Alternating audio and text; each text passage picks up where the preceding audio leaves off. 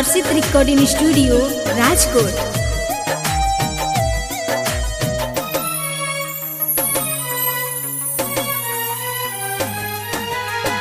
पूछहूँ बुझात नइखे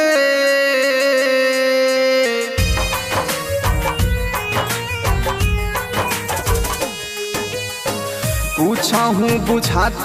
नइखे चल गइल जाने कहवा पूछहूँ बुझात नइखे चल गइल जाने कहवा केकरा से पूछी हम हो पता चल जाई जहवा पूछहूँ बुझात नइखे चल गइल जाने कहवा पूछहूँ बुझात नइखे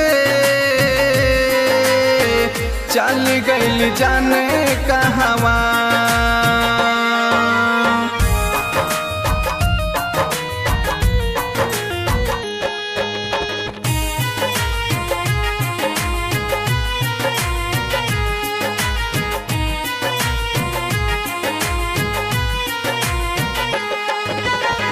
बहुत नसीब से तोहरा के हम पाऊने हो दोस्तामुन बा दिल के हम नहीं जननी हो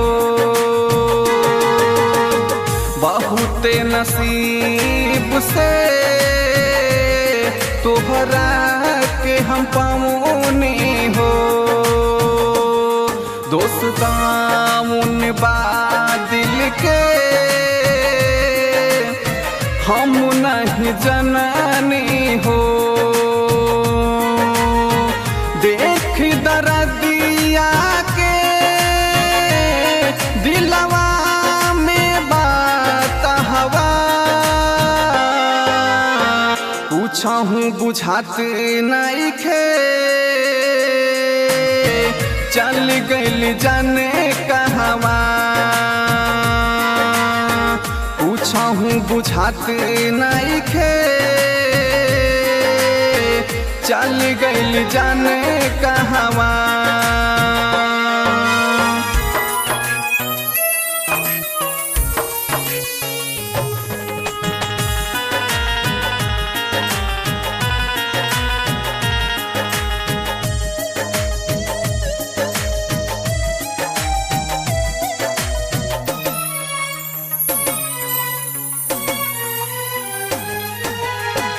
हार गइल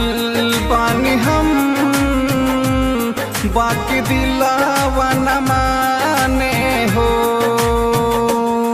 एक तोहरा सिवा सागर केहू तोर न माने हो हार गइल बानी हम बाकी दिलावा न माने हो एक तोहरा सिवा सागर केहू गौर न जाने हो लागल रहे रंजीत के दिलावा वहाँ हो पूछहूँ बुझात नइखे चल गइल जाने कहवा पूछहूँ बुझात नइखे चल गइल जाने कहवा।